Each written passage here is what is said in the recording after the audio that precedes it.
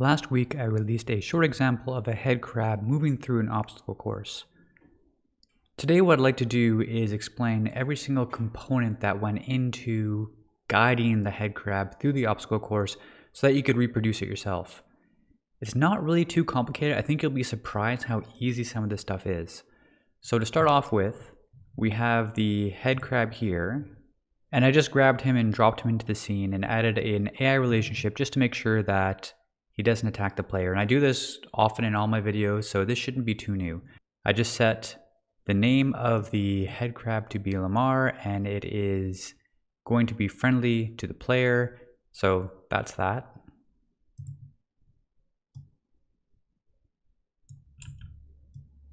To kick everything off, I set up a trigger right here so that the player has to walk past this trigger in order to get the head crab to start its sequence. The first point of the scripted sequence is right here. So I can check out the trigger here real quick just to remind everyone how this is set up. So the name of the trigger is Lamar trigger, and it has an output here which is going to begin sequence on this scripted sequence here. And then this scripted sequence over here, it has the 3 different actions that Lamar is going to take part in as soon as he reaches that spot. The name is Lamar start script. And if I go back to the trigger, you can see in the outputs, that's what goes right here. So target entity's name is Lamar start script.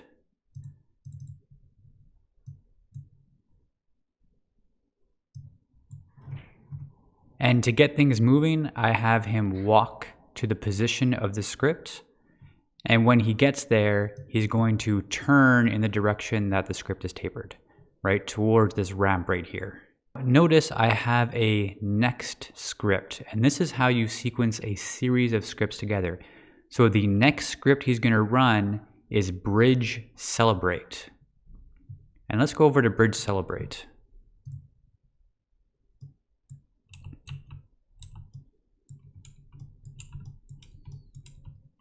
Notice in the video, once Lamar gets here, he does his actions, he walks up this slope and then stops here, faces the player because of the direction of the taper on this scripted sequence, and then does his little cheer action. This right here is called bridge celebrate, which is the next script. So this scripted sequence has a next script of bridge celebrate, and that tells Lamar to walk towards the script. Move to position walk, that makes him walk up the stairs, and then where are the actions here? I just have one action, which is the entry animation, which is a classic threat display. You can choose from a variety of actions here, and if you load up the head crab in the model editor, you can check what each action does. Often I'll just do it right here in the map, so I'll pick an action, I'll run the scripted sequence and see what he does, and then find one that I like. And I happen to like this one because it kind of looks like the head crab is cheering.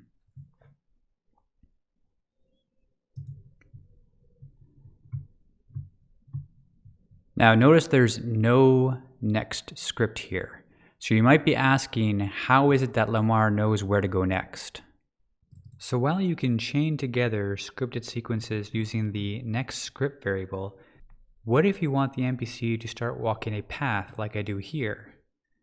So after this scripted sequence is done, I would like my NPC to start walking this zigzag path.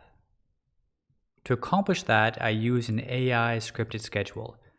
The AI scripted schedule, it just needs a goal entity. Here it's zigzag1, which is the first path point in this series of paths over here. And I set the schedule to run goal path.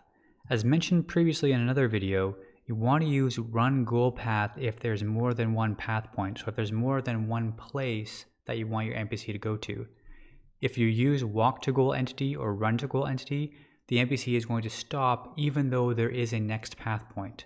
So here I chose run to goal entity because I wanted Lamar to kind of pick up a step and go a little bit quicker. To get that to fire, I'm going to go into the scripted sequence and check its outputs. This scripted sequence has an output called onEnd sequence, which means once the sequence is done, once the NPC is done all the actions in that sequence, you can have them start the schedule on zigzag scripted. So this start schedule input fires to this AI scripted schedule, which then tells Lamar to head to this path point. And then I have a series of path points one after the other, and you can see the line between the path points shows you the path the NPC is going to take if they can. And to achieve that, you have zigzag 1 here, zigzag 2, in the next one I have zigzag 2 to zigzag 3, etc. And for each I have the move action as run. So that's how he picks up his pace. Now this set of path points allows me to lead Lamar all the way up these stairs, across this table, and now when he gets to this path point, I want him to go to the next scripted sequence. Now this scripted sequence has a begin sequence input, and in order to send that, I can use an output on this path point called onPass. And onPass is going to trigger, it's going to fire as soon as the NPC gets close enough to that path point.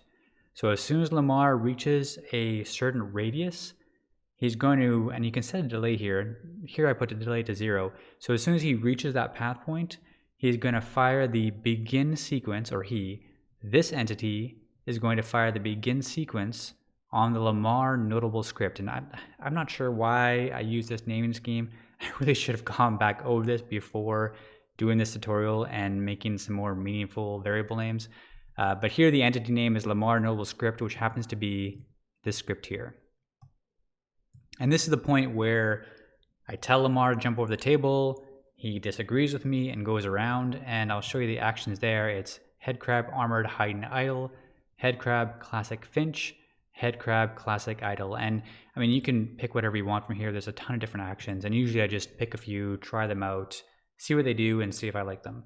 There's probably a better way. You can go into the model editor and check out the different actions, but I just kind of pick them. This is just for fun, so I picked a few that kind of made sense and made him do something a little bit funny. So here I have the move position to run. That's how he gets from this path point to that scripted sequence, and that's why he turns to look at the player here. He doesn't know he's trying to look at the player. He's just turning to where that scripted sequence is tapered to.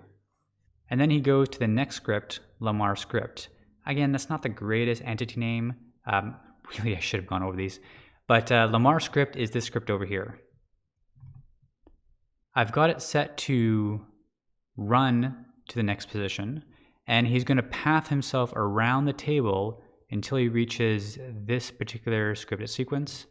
And this is the scripted sequence responsible for Lamar burrowing into the ground like he's scared, or I'm pretending he's scared, and coming back out. So that's the burrow in and burrow out actions.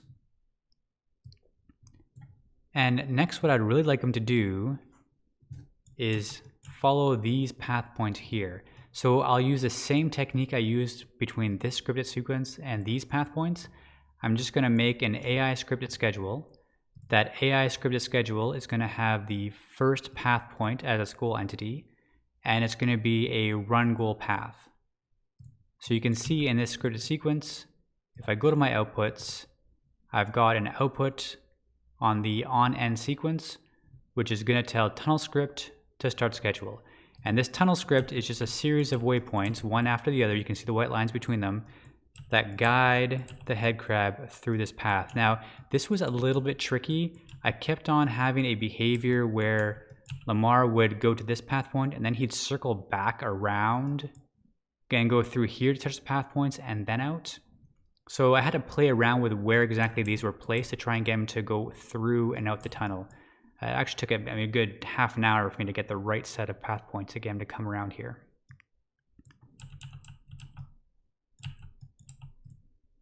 Once this path point is done, I have an output here. So on pass, just like the path point back here, on pass, it's going to fire the begin sequence on my end celebrate script. And then this end celebrate script, this is where I have him do the backflip. He does a backflip recover. and then a threat display. And after that, I do a next script for this ragdoll, but I don't get him to move to the script. You can set this move to position to no, and then Lamar is going to do both actions from the same spot. So he moves to this scripted sequence, he does the actions, and then this one fires and he stays in the same place and does actions again. So in this case, I'm going to set him to a ragdoll. And I use the ragdoll so I can pick Lamar up and throw him around. While he is not in ragdoll mode, it's harder to interact with. I don't think you can even touch or really pick up a headcrab. You can kind of go to their collision box with your hand, but you can't really grab them. If you set the NPC to ragdoll, now you can grab the NPC, and that's how I throw him up in the air and congratulate him. But you'll notice he actually looks quite dead. So the underside of the headcrab stops glowing, which is a bit creepy. That's why at the end I say he can go to sleep now. It's actually because the ragdoll makes him dead. I could probably have him come out of ragdoll after a little bit of time, say put on a delay of 5 or 6 seconds, and then he could spring out of ragdoll mode. But for now, I just have him set to ragdoll, do a little bit of throwing around, and that's pretty much it. So I hope you enjoyed that explanation. Experiment, get in there, try some of these things out. This is, pretty straightforward to do. It's a lot of fun to make these kind of maps, and if you have any questions, feel free to ask. I don't have all the answers, but I may be able to find people to do, and we can start a conversation in the comments below. Thank you very much for watching. If you are already subscribed, thank you. If you're not subscribed, consider doing so. Let me know what kind of stuff you want me to create. Any feedback is welcome, and I hope to see you in VR.